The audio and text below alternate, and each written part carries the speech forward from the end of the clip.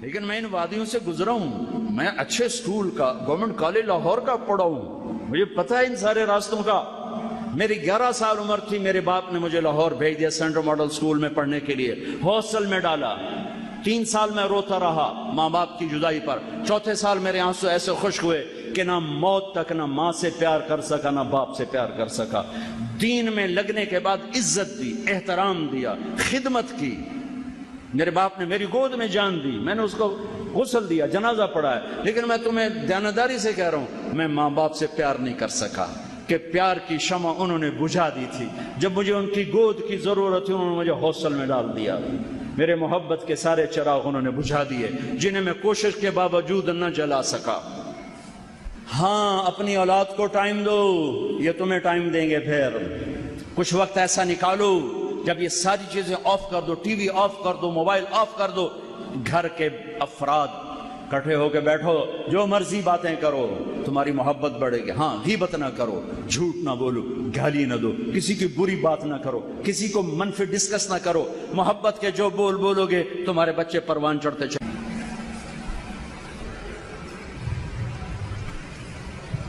اپنے بچوں کی رعایت کرو۔ یہ تو پہلے 10 سال بچوں کو دے دو، پہلے 10 سال۔ ظالم ہے ماں، ظالم ہے باپ جو 3 سال کے بچی کو اسکول بھیج رہا ہے، ظالم ہے۔ ہمارے تعلیمی ادارے کاروبار ہیں، کاروباری سینٹر ہیں، تعلیمی ادارے نہیں ہیں۔ حفیظ سینٹر ہے، اب شاپنگ مال ہے، لبرٹی کا مال ہے، مال روڈ کا مال ہے، دبئی کا مال ہے، ایک اسکول بھی مال ہے، ایک کالج بھی مال ہے۔ یہاں پڑھنے پڑھانے کا کوئی چکر نہیں، یہاں صرف پیسے کا چکر ہے۔ میری قوم کے کتنے زوال کے گوشے بتاؤں؟ جس قوم کی تعلیم ہی کاروبار بن جائے اس قوم نے کیا سر اٹھا کے جینا ہے؟ جس قوم کا علم ہی پیسہ بن جائے اس قوم نے کیا سر اٹھا کے جینا ہے؟ تو خیال نہ حکمرانوں کو خیال ہے کہ اپنے قوم کے علم کی کو کوشش، سڑکیں بناتے جا رہے ہیں، سڑکیں بناتے جا رہے ہیں۔ ارے بھائی کوئی علم بھی دیکھو، علم کی شمعیں تو بجھتی جا رہی ہیں، سڑکیں تو کھوتے ہیں ٹرنا۔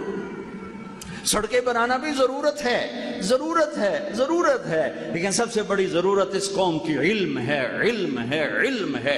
اقرأ بسم ربک الذی خلق، خلق الانسان من علق، اقرأ وربک الاکرم الذی علم بالقلم، علم الانسان ما لم یعلم۔ میرے نبی پر پہلا قرآن ہے، پڑھ میرے محبوب۔ اور ایک ہوتا ہے اتلو، ایک ہوتا ہے اقرا۔ اتلو کا مطلب ہوتا ہے پڑھو، سمجھ میں آئے یا نہ آئے، اور اقرا کا مطلب ہوتا ہے سمجھ کے پڑھو کیا پڑھ رہے ہو۔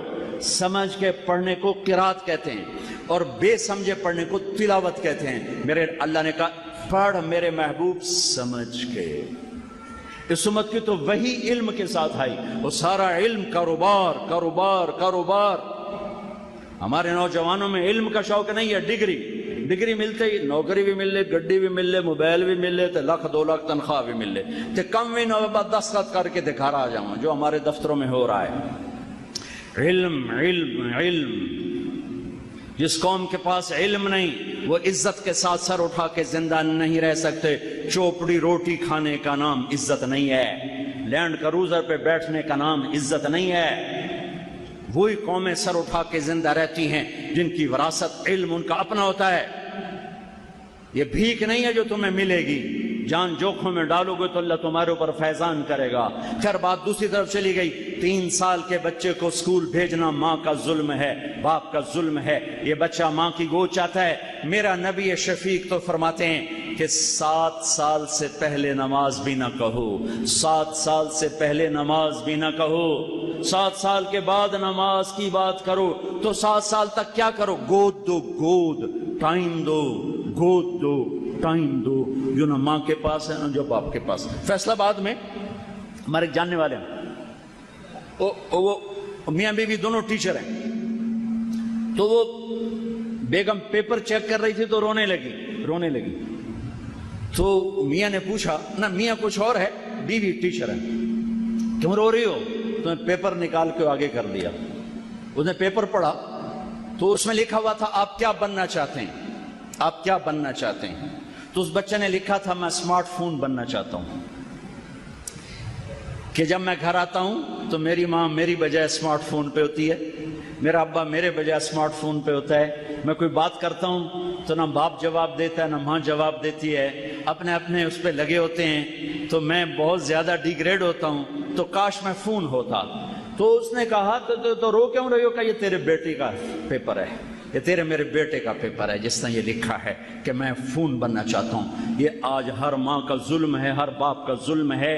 اس موبائل نے تمہاری زندگیاں، ہماری زندگیاں برباد کر دی ہیں، تباہ کر کے رکھ دی ہیں۔ ایک ہاتھ میں 7 بر اعظم کو بند کر دیا ہے، اور ایک کمرے کی چھت کے نیچے بھائی بہنوں کو یوں مشرق مغرب سے بھی دور کر دیا ہے۔ ماں باپ اولاد میں تعلق ختم، بہن بھائیوں میں تعلق، سب اپنے اس پر لگے ہوئے ہیں۔ لگو، نہ میں روک سکتا ہوں نہ تم روکو گے۔